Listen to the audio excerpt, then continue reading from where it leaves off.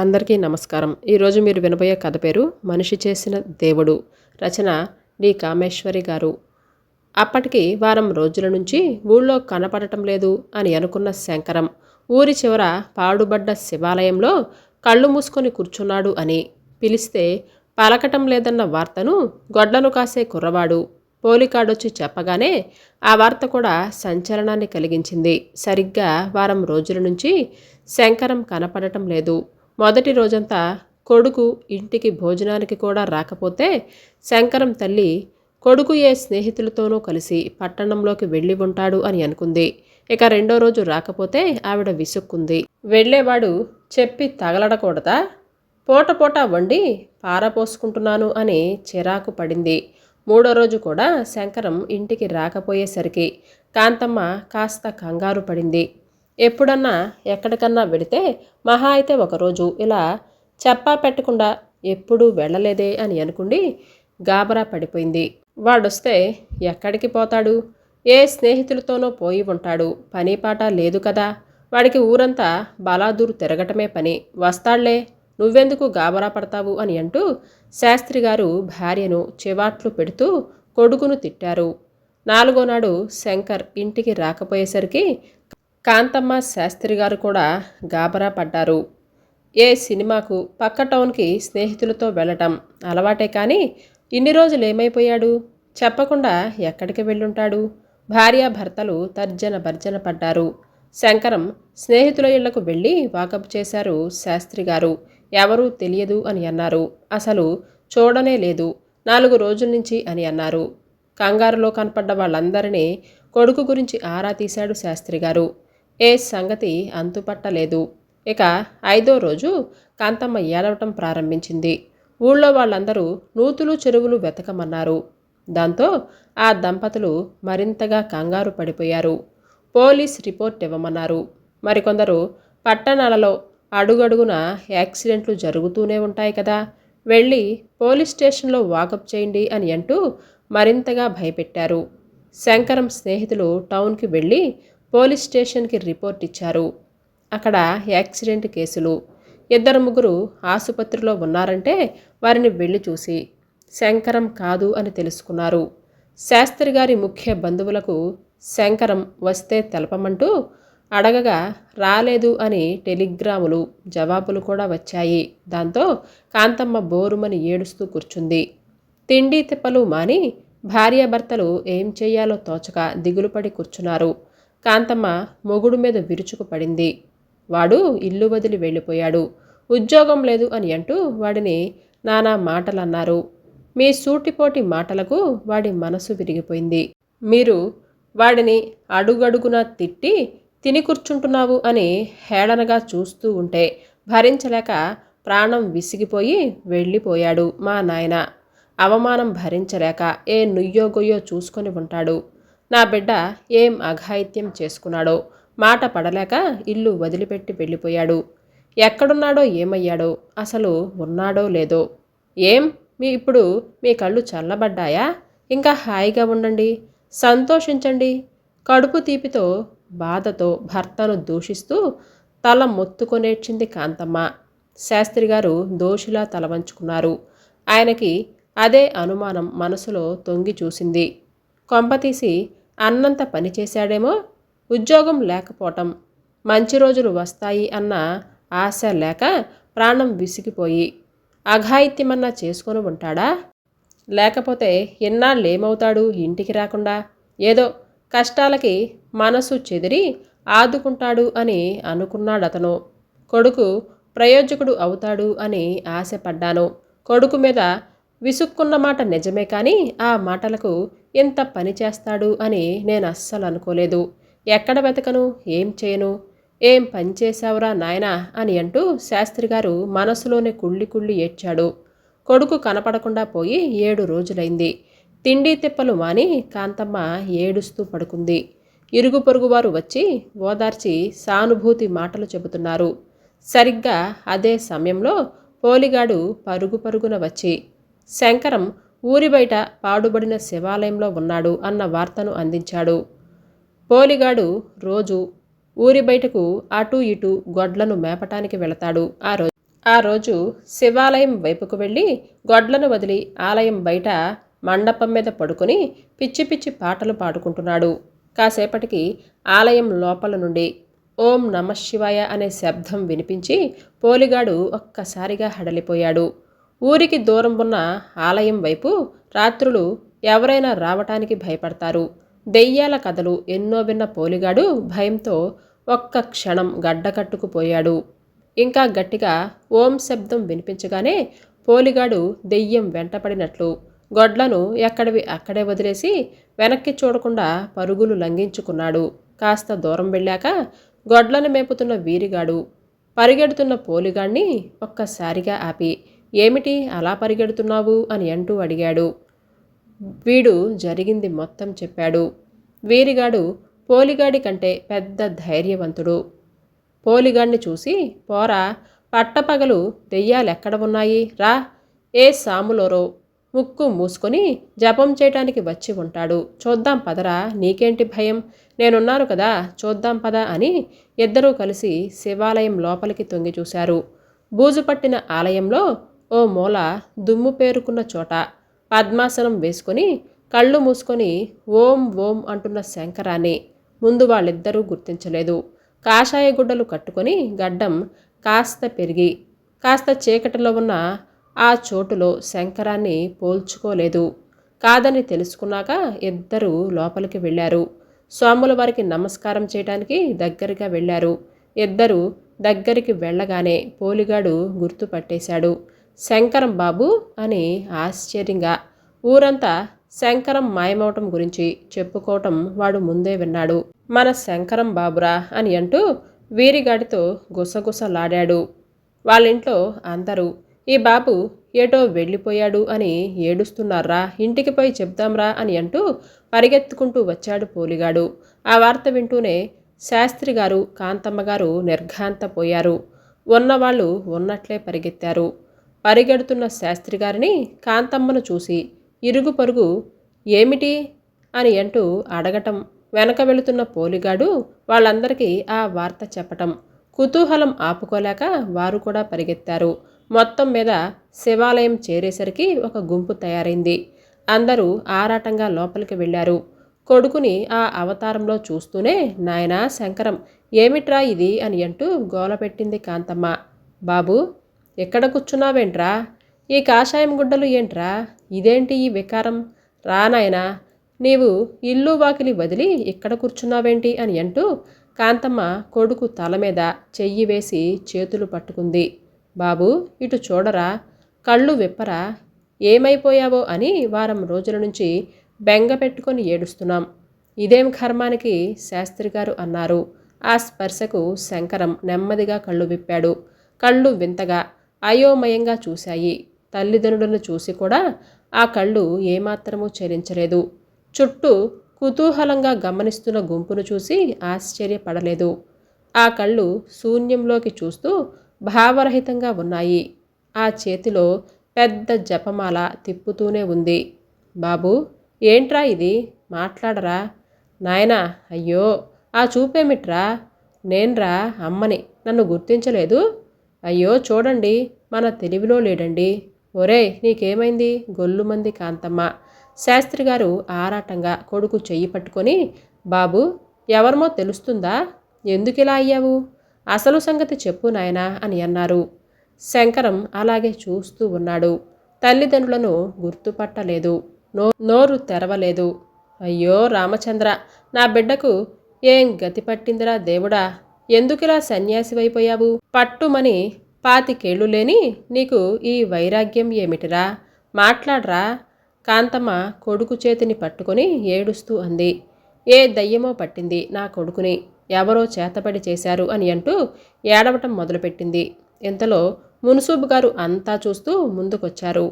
శాస్త్రి గారు మీరు ధన్యులండి, మీ శంకరం ఇక మామూలు శంకరం కాదండి, చూడండి అతని ముఖంలో కనిపిస్తున్న తేజస్సును చూడండి, అతనిలో దైవాంశ ప్రవేశించింది, విరాగి అయిపోయాడు, చూశారా, మిమ్మల్ని చూస్తూ కూడా గుర్తుపట్టలేకపోయాడు అంటే అతను పాత జీవితానికి స్వస్తి చెప్పేస్తాడు అని అన్నమాట. ఈ లోకంతో బంధనాలు అన్నీ తెంచేసుకొని కొత్త జన్మెత్తాడు. ఇంకా మీకతను కొడుకు కాదు, స్వాములు వారిగా అవతరించాడు, దైవ స్వరూపుడు అయ్యాడు. అలాంటి కొడుకును కన్న మీరు ధన్యులయ్యారు. మన ఊరి ప్రజలకు భాగ్యం పట్టింది. మునుసూబు గారు చేతులు జోడించి నమస్కారం పెడుతూ తన్మయత్వంతో అన్నారు. ఆ మాటలు వింటూ అందరూ ముందుకు వచ్చి భక్తిగా శంకరానికి నమస్కారం చేశారు. అందరూ దగ్గరికి వెళ్ళి లెంపలేసుకున్నారు. తల్లిదండ్రులు ఇద్దరూ అవాక్కైపోయారు. శంకరం ఏమిటి, దేవుడన్నట్లు అందరూ అలా నమస్కారం చేయటమేమిటి? ఒక వారం రోజుల్లో శంకరం ఎందుకిలా మారిపోయాడు? ఇద్దరికి ఇద్దరు మతి పోయినట్లుగా అలా చూస్తూ ఉండలేకపోయారు.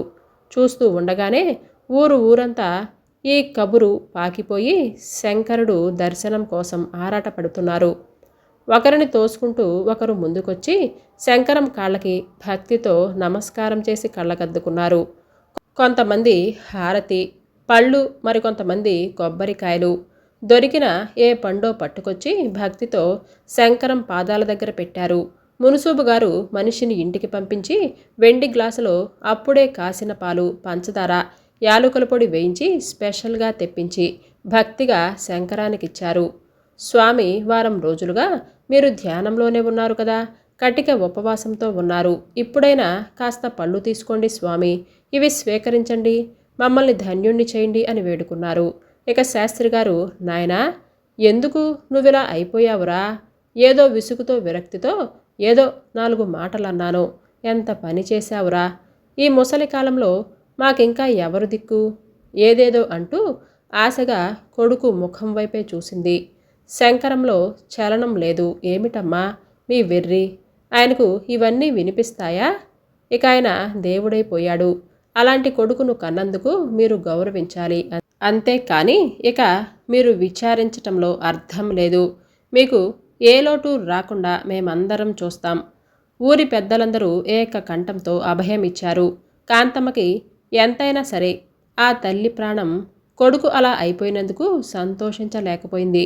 పోనీలే నాయనా, నా ప్రాప్తం ఇంతే అనుకుంటా. ఒకసారి అమ్మ అని పిలిచి నేను మీ అమ్మనని చెప్పు నాయనా అని అంది. శంకరం చిరునవ్వు నవ్వాడు. అమ్మా అని అన్నాడు. అమ్మ నీవే కాదు, నీలాంటి స్త్రీలందరూ నాకు అమ్మలే అయినప్పుడు నిన్ను మాత్రం ఎందుకు పిలవను? ఆ భగవంతుడి ఆదేశానుసారం నాకు చేతనైనంతగా అందరికీ ఉపయోగపడటమే నా పరమావధి. మానవ సేవే మాధవ సేవ అని అన్నాడు. ఆ భగవంతుడి ఆదేశమే నేను ఆచరిస్తాను. ఆయన కలలో కనిపించి ఉపదేశించినటువంటి మంత్రం 1,00,000 సార్లు జపించే వరకు మౌనవ్రతం పాటించమన్నారు. ఆహార పానీయాలు ముట్టొద్దు అని అన్నారు. ఏకాగ్రతలో రాత్రింబవళ్ళు ఆ మంత్రం జపించాక నేనింకా ఇహలోక బంధాల నుండి విముక్తి పొందాను. నా జీవితాన్ని ఆ మాధవ సేవలో, మానవ సేవలో వినియోగించి నా జన్మ ధన్యం చేసుకోమని ఆ పరమాత్ముడు ఆదేశించాడు, ఆజ్ఞాపించాడు కూడా. ఆజ్ఞకు నేను కట్టుబడి ఉన్నాను. ఇప్పటికీ పునర్జన్మను ఎత్తాను. నాకు గతం లేదు, వర్తమానం తప్ప. శంకరం ఏటో చూస్తూ అన్నాడు. ధన్యులు స్వామి, మీలాంటి వారు ఉండటం మా ఊరి అదృష్టం. మీ దర్శన భాగ్యంతో మేము ధన్యులమయ్యాము. మీ వంటి మహాత్ములకు సేవ చేసుకునే భాగ్యం మాకు దొరకటం మా పుణ్యమని భావిస్తున్నాము. ఈ వార్త ఊరు మొత్తం పాకిపోయింది. శంకరానంద స్వామిని దర్శించటానికి వచ్చి ఏవేవో కోరికలతో వస్తున్న ప్రజలకు నేను దేవుణ్ణి కాను, ఆ భగవంతుడి మీద విశ్వాసం ఉంచండి అని మాత్రమే చెప్పిన అందరికీ ఆయన సందర్శన భాగ్యంతో తమ కోరికలు ఈడేరుతున్నాయి అనే నమ్మకం, ఆయనిచ్చే తీర్థంలో మహత్యం ఉన్నట్లుగా నమ్ముతారు. కాంతమ్మ శాస్త్రి గారు కూడా శంకరానంద స్వామి తన కొడుకున్న విషయం గుర్తున్నా సరే ఆయన్ని వాళ్ళు దేవుడన్నట్లుగానే భావించి ప్రజలందరితో పాటు దర్శనానికి వెళుతూ ఉంటారు. ఆయనకు భక్తిగా నమస్కరిస్తారు. కొడుకు లేని లోటును అందరూ తీరుస్తున్నారు. వాళ్లకు ఊళ్ళో పెద్దలంతా వంతులు వేసుకున్నట్లుగా ధాన్యం బస్తాలు ఒకరిస్తే కందులొకరు, మినుములొకరు, ఒకరి పొలంలో పండేవి వాళ్ళకి పంపుతూ శంకరానంద స్వామి తన తల్లిదండ్రులను ఆదుకున్నందుకు ఎంతగానో సంతోషపడతారు. శివానంద్ గారిలో గుర్తించలేనంతగా మార్పు వచ్చింది కొద్ది రోజులలోనే. ఆ రోజు సత్యం ఊరి నుంచి వచ్చాడు. సత్యం, శంకరం ప్రాణ స్నేహితులు. ఒకటో క్లాసు నుంచి కాలేజీ వరకు చదువుకున్నారు. ఇద్దరూ కలిసి ఒకేసారి డిగ్రీ పొందిన శంకరాన్ని వరించాల్సిన ఉద్యోగం సత్యాన్ని వరించటంతో సత్యం ఉద్యోగం కోసం వేరే ఊరికి వెళ్ళిపోయాడు. 8 నెలల తర్వాత స్వగ్రామానికి చేరుకొని సత్యం శంకరం గురించి విని ఆశ్చర్యపోయాడు. ఉన్నపాటున వెళ్ళి మిత్రుణ్ణి చూశాడు. ప్రజలకు దర్శనమిస్తున్న శంకరానంద స్వామితో అప్పుడేకాంతంగా మాట్లాడే వీలు లేక ఆయనెప్పుడు ఒంటరిగా ఉండేదో తెలుసుకుని మధ్యాహ్నం ఒంటరిగా వెళ్ళాడు. అప్పుడే విశ్రాంతి తీసుకోబోతున్న శంకరానంద స్వామిని చూస్తూనే శంకరం ఆరాటంగా ప్రశ్నించాడు. శంకరానంద స్వామి చిరునవ్వుతో కూర్చోమని సైగ చేశారు. నీ ఇష్టం వచ్చిన పేరుతో నన్ను పిలవచ్చు, కానీ ప్రస్తుతం ఇప్పుడు అది నీ పేరు కాదు. అసలు సంగతి ఏమిటో చెప్పు. అసలు ఈ సన్యాసం వేషమేమిటి? ఈ గడ్డాలు మీసాలేంటి? నువ్వు యోగివి అవటమేమిటి? ఏంట్రా ఇదంతా? సరిగ్గా జవాబు చెప్పుకోలేకపోతే ఆ గడ్డం పీకుతా దూకుడుగా అన్నాడు సత్యం పాత చనువుతో. అంటించుకున్న గడ్డం కాదు నాయనా. ఎందుకని అడిగితే ఏం జవాబు చెప్పను? సన్యసించటానికి కారణం ఏముంటుంది? ఐహిక సుఖాల మీద విరక్తి కలగటం అంతే కారణం. భగవంతుని సేవకు నన్ను నేను అర్పించుకున్నాను అని చిరునవ్వుతో సౌమ్యంగా అన్నారు. ఒరేయ్, గడ్డాలు మీసాలు పెంచి కాషాయ వస్త్రాలు కట్టుకున్నంత మాత్రాన నువ్వు దేవుడివి అయిపోయావు అని దేవుడిలా ప్రజలు వెర్రి వెదవలు కనుక నమ్మారు. నేనంత ఫూల్ని కాదురా. అసలు విషయం చెప్పు. ఇలా మాట్లాడటానికి కారణం ఏమిటి? ఎందుకు ఈ వేషం వేశావు అని అంటూ అసలు పట్టుమని 25 ఏళ్ళు కూడా లేవు. నీకు ఈ కర్మేంట్రా? అసలు ఏం జరిగిందో ముందు చెప్పు ఆరాటంగా అడిగాడు. సత్యం, నీకంత కుతూహలంగా ఉంటే చెప్తాను విను అని అంటూ ఇలా చెప్పటం మొదలుపెట్టాడు. ఈ ప్రపంచంలో సవ్యంగా బతకగలిగే మార్గం కనపడక బరువు బాధ్యతలు నెరవేర్చవలసిన వాడిని, మరొకరికి వారి దయాధర్మం మీద బతికే జీవోత్సవం బతకలేక నా బరువు బాధ్యతలను తప్పించుకోవటానికి ఇంతకంటే మంచి ఉపాయం కనపడక ఈ అవతారం ఎత్తానని, ఈ ఆసరాతో నా బతుకు నిశ్చింతగా గడపాలని ఈ ఎత్తు వేశాను. ఎన్నాళ్ళు ఉద్యోగం సద్యోగం లేకుండా ఇంట్లో సూటిపోటి మాటలు భరించగలను? భరోసా లేని భవిష్యత్తు, ఎటు చూసినా చీకటే, ఆత్మహత్య మినహా శరణ్యం లేదనిపించింది. అలాంటి అనిశ్చయ స్థితిలో పత్రికల్లో వార్తలను ఆకర్షించింది. ఎవరో బాబాని దేవుడు అన్నట్లు ప్రజలు ఎలా కొలుస్తున్నారు? ఆయన చేసే కనికట్లు విద్యలన్నీ మహత్తులుగా భ్రమించి ఆయన పట్ల ఎంత భక్తి విశ్వాసాలు ఏర్పరచుకున్నారు? ఆయన బాబాగా ఎలా చలామణవుతున్నారో ఒక్కసారిగా చదివి నిర్ఘాంతపోయాను. అప్పుడే ఈ ఆలోచన తడుక్కుమంది. నాకు ఆలోచన బాగా నాటుకుంది. కాషాయ గుడ్డలు కట్టుకున్న వాళ్ళందరూ సన్యాసులుగా స్వామీజులుగా చలామణవుతూ మన్ననలు అందుకుంటూ ఉండగా, అలాంటి వాళ్లను నమ్మే ప్రజలు ఉండగా వాళ్లల్లో నేనొకడిని ఎందుకు కాకూడదు అని అనిపించింది. బతుకు తెరువుకి ఇంతకంటే మంచి మార్గం నాకెక్కడ దొరుకుతుంది? ఏదో ఉద్యోగం దొరికినా ఆ చాలీచాలని జీతంతో తీర్చవలసిన బాధ్యతను కొత్తగా మీదపడే బంధాలు, వీటన్నిటి మధ్య ఊపిరాడకుండా చావలేక బతకలేక బతికే కంటే ఇది 2 రెట్లు మేలనిపించింది. బోతాల ఎదురు నిలబడి భయపెట్టే బాధ్యతల వెలుగు కనపడి ఆశలేని భవిష్యత్తు నుంచి తప్పించుకోవటానికి ఇంతకంటే మంచి మార్గం ఏముంటుంది? 2 రోజులు తీవ్రంగా ఆలోచించాను. ఇది అన్నంత సులువు కాకపోవచ్చు. ప్రజల్లో కాస్తో కోస్తో నమ్మకం కలిగించాలి. కనీసం కొన్నాళ్ళైనా సరే స్వసుఖాన్ని త్యాగం చెయ్యాలి. అది నా వల్లవుతుంది అని ఆలోచించాను. ఎంత ఆలోచించినా నేను బతకపోయే బతుకు కంటే ఇదే నయం అనిపించింది. వెంటనే కార్యాచరణలోకి దిగాను. స్వామీజీ వేషానికి కావలసిన పరికరాలు అతి కష్టం మీద అప్పు చేసి సమకూర్చుకున్నాను. నా ప్లాన్ ఏమిటంటే ఓ 4-5 రోజులు ఎవరికంటా పడకుండా ఈ పాడుబడ్డ శివాలయంలో దాక్కోవాలని. ఇంట్లో ఊళ్ళో వాళ్ళంతా నా కోసం వెతుక్కుని ఆరాట పడ్డాక ఓ రోజు ఇక్కడ సన్యాసి వేషంలో ఊరి వాళ్ళకి కనిపిస్తే నేను సన్యసించానని, ఇహలోక చింతనలకు దూరమయ్యానని అందరికీ భ్రమ కల్పించి అందరినీ నమ్మించాలని నా ప్లాన్.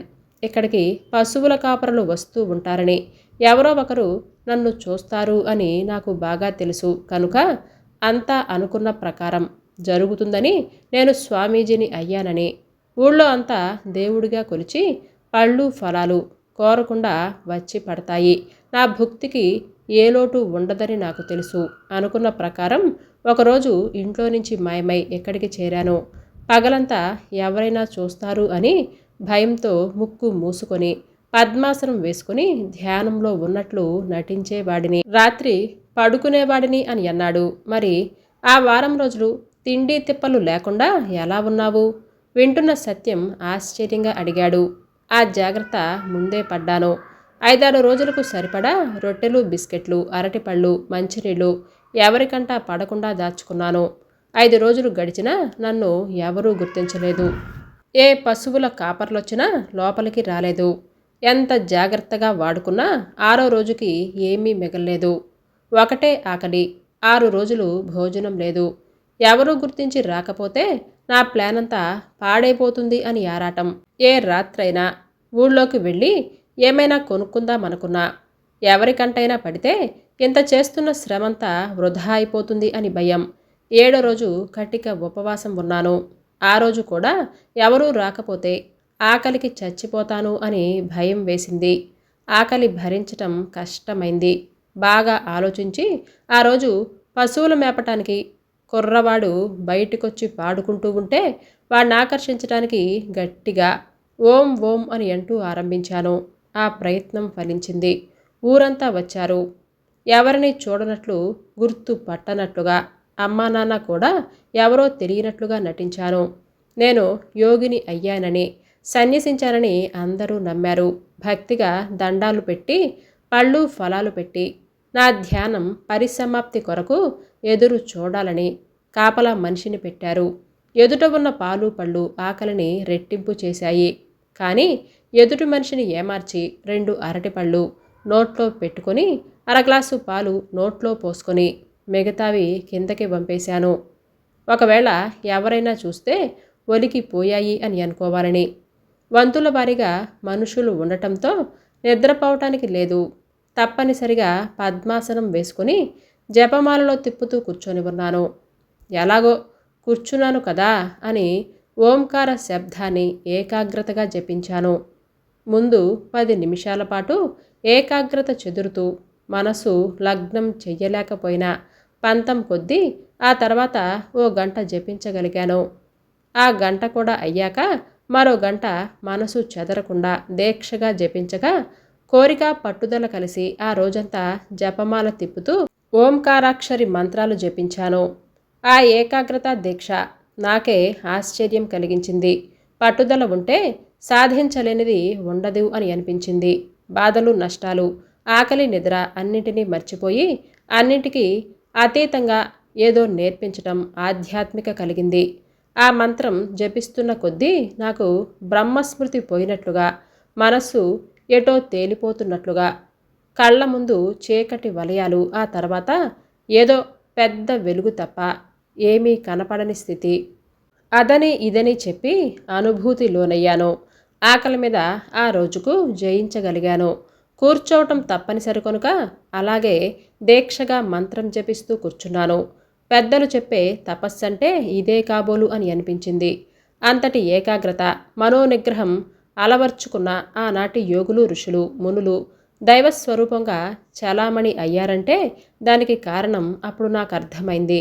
నాకు 2 రోజులు ధ్యాన ముద్రలోనే నేనంత మనోనిగ్రహాన్ని, మనశ్శాంతిని సాధించానంటే ఏళ్ల తరబడి తపోనిష్ఠలో ఉండే ఋషులు తమ తపస్సు శక్తితో ఋషిత్వాన్ని సంపాదించిన వారంటే ఆశ్చర్యం ఏముంది? ఏకాగ్రతను సాధించటానికి ఈ సాధనా దీక్ష అవసరం కదా. త్యాగం చేయగలిగిన వాడు మిగతా వారికంటే అతీతుడు. అది సాధించిన ఆనాటి ఋషులు, మునులు. అందుకే దేవుడిగా చలామణి అయ్యారు. ఆ పరమసత్యం గుర్తించాక నాకేదో జ్ఞానోదయం అయినట్లుగా అయింది. అబద్ధంగా ఆరంభించిన నా నాటకం నిజం చెయ్యాలి అని అనిపించింది. లోకాన్ని మోసగించి సన్యాసిగా చలామణి అయ్యే కంటే నిజంగా అన్నిటినీ జయించి పూర్తి దైవధ్యానంలో నేను శాశ్వత జీవితాన్ని గడుపుతూ చేతనైనంతగా మానవ సేవ చేయటం నా ధర్మంగా భావించాను. ఆ 2 రోజులు నా ధ్యానం నాకు మనోనిబ్బరాన్ని ప్రసాదించింది. ఆ 2 రోజుల తర్వాత నిజంగానే నేను పునర్జన్మనెత్తాను. నేనెవరో తెలియనట్లుగా ముందర అందరి దగ్గర నటించాను. ఆ 2 రోజుల తర్వాత నేనెవరో నాకు తెలిసిన ఆ నిజాన్ని మర్చిపోగలిగే సాధన నాకు ధ్యానం సమకూర్చగలిగింది. నమ్మానంతే. నన్ను ప్రజలు స్వామిగా గుర్తించారు, పూజించారు, పూజిస్తూ ఉన్నారు. ఎవరినో మోసం చేయాలి అన్న ఆలోచనతో ఆరంభించినటువంటి ఈ కార్యం ఈనాడు ఎవరిని మోసం చేయకుండానే, నన్ను నేను వంచుకోనక్కర లేకుండానే నాకు తోచింది అందరికీ చేస్తూ నా జన్మకి అర్థం సమకూరుతుంది అన్న సంతృప్తితో నేను బతుకుతున్నాను. ఎవరిస్తేనే నా కారణంగా పేద ప్రజలకు పళ్ళు ఫలాలు తరచుగా దొరుకుతున్నాయి. పూజల పేరుతో, పర్వదినాల పేరుతో నన్ను సంతృప్తి పరచటానికి ధనికులు చేసే అన్నదానాలు పేద ప్రజల కడుపులు నింపుతున్నాయి. వరదొచ్చినా కరువొచ్చినా నేను జోలిపట్టి అడిగితే లేదనేవారే ఉండరు. అవన్నీ వేరే వారిని ఆదుకుంటున్నాయి కదా. నాకు నచ్చిన 4 ముక్కలు 10 మందికి నేర్పుతున్నాను. చిన్నప్పుడు నాన్న బలవంతాన చదివించిన విద్య పురాణ గ్రంథాలు చదివి వినిపించటానికి తోడ్పడుతుంది. ఎంతకంటే జన్మకి సార్థకత ఏముంటుంది? చాలీచాలని జీతాలతో, రోగాలతో, ఆకలితో, ఏడుపులతో బతికే ఆ జీవితం కంటే ఇది ఎంతో మెరుగైతే అందరూ ఇలా ఆలోచించలేరు కదా. ఆలోచిస్తే సృష్టి ఆగిపోతుంది. అలా ఆలోచించి ఆచరణలో పెట్టగలిగిన వారు. నేను చెప్పేది పొట్టకూటి కోసం కాషాయ గుడ్డలు కట్టుకుంటున్న దొంగ స్వాములు, సన్యాసులు కనికట్టు విద్యలను మహత్తుగా జయింపచేసి ప్రజల చేత మన్నలందుకునే బాబాల మాట కాదు. ఆ వాక్యం వింటున్న సత్యం, మరి నీలో ఏ మహత్తులు లేవా? ఏ మహిమలు లేకుండానే ప్రజలు నిన్ను ఎలా నమ్ముతున్నారు? నీ పట్ల ఇంత భక్తి విశ్వాసాలు ఎలా ఏర్పడ్డాయి? ఆశ్చర్యంగా అడిగాడు. రాయి రప్పలకు మొక్కే అమాయకపు ప్రజలు కాషాయ బట్టలు కట్టుకొని అడుక్కు తినే సన్యాసికైనా సరే ఓ నమస్కారం పెట్టే ప్రజలున్న మన దేశంలో నన్ను మాత్రం ఎందుకు నమ్మరు? నేను ఏం వరాలిస్తాను అని చెప్పలేదు. నా దగ్గరకు వచ్చే వాళ్ళకి మీ ప్రయత్నం మీరు చేయండి, భగవంతుడి పట్ల నమ్మకం ఉంచండి మాత్రమే చెప్తాను. నేనేదో చేస్తానని, చేయగలనని ఎవరిని నమ్మించలేదు. నేను సర్వం త్యజించటం, భోజనం దగ్గర నుంచి మానటం, నా కోసం కాక ఇతరుల కోసం నేను పాటుపడటం చూసి నా పట్ల వాళ్లకు విశ్వాసం జయించి ఉంటుంది.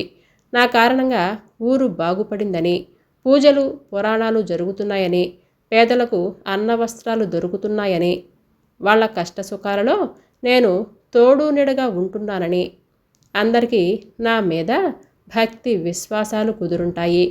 ఎవరి నుంచి ఏమీ ఆశించకుండా నీ పని నువ్వు చేసుకో, ప్రపంచం నీ కాళ్ల ముందు వాలుతుంది అని ఎవరో అన్నమాట నా విషయంలో నిజం అని అన్నాడు. మరి మీ అమ్మా నాన్న ఏమంటారు? ముందంతా ఏడ్చారు, ఆ తర్వాత నిజంగానే నేను మారాను అని నమ్మారు. నా వల్ల ఊళ్ళో అందరి పూజలు, పెద్దలంతా ఆదుకుంటూ ఉంటే హాయిగా ఉన్నారు. నేనుండి అంత మాత్రం చేయగలిగేవాడినా అని ప్రశ్నించాడు. సత్యం ఆశ్చర్యంగా శంకరాన్ని పరీక్షిస్తూ అలాగే చూస్తున్నాడు. నీలో చాలా మార్పు వచ్చిందే. నీ ముఖంలో, నీ కళ్ళల్లో ఏదో వెలుగు. మొహమే కాదు, శరీరంలోనూ ఏదో తేజస్సు గోచరిస్తుంది. ఈ మార్పు నా భ్రమ, నిజమా? ఇదెలా సాధ్యం శంకరం? ఏ మహత్తు లేకుండా అని అన్నాడు. శంకరానంద స్వామి చిరునవ్వు నవ్వి ఊరుకున్నాడు. ఆవకాయ ముక్కతో అర్ధాకలితో నిండే కడుపుకి ఇప్పుడు ఆరోగ్యకరమైన పాలు పళ్ళు, తేనె తింటే వచ్చే నిగారింపది, పులుపు కారాలు విసర్జించి చన్నీటి స్నానాలు, యోగాభ్యాసం, నియమబద్ధమైన జీవితం, చీకు చింతలేని మనశ్శాంతి, ఇవన్నీ మానసికంగా ఆత్మవిశ్వాసాన్ని, మనోనిబ్బరాన్ని ప్రసాదించాయి. నీవనుకునే కళ్ళల్లో వెలుగు ఆరోగ్యకరమైన ఆ అభ్యాసాల వలనే శరీరానికి ఈ దృఢత్వాన్నిస్తాయి. నీవు అనుకునే తేజస్సు, ఐహిక సుఖాలను త్యాగం చేయటానికి కొంత సాధన అవసరం. మనోనిగ్రహం సంపాదించగలిగే ఏకాగ్రత సాధించానిప్పుడు. అందుచేత నేనిప్పుడు శంకరాన్ని కాదు స్వామిని అయ్యాను అని చిరునవ్వుతో చెప్పాడు శంకరానంద స్వామి. సత్యంకి ఏమనాలో తోచనట్లు ఆయన వంక అలాగే చూశాడు. కొన్ని క్షణాలు ఇంకా ఏదో అడగాలని ఉన్నా ఆయన దర్శనం కోసం ప్రజలు కాచుకొని ఉండటం చూసి వెంటనే లేచాడు. తనకు తెలియకుండానే అప్రయత్నంగానే చేతులు జోడించాడు. ఈ కథ మీకు నచ్చిందా అండి? అయితే సబ్స్క్రైబ్ చేయటం, లైక్ చేయటం, షేర్ చేయటం మర్చిపోవద్దు. రేపు సరికొత్త వీడియోతో మళ్ళీ మీ ముందుకు వస్తాను. అంతవరకు బాయ్.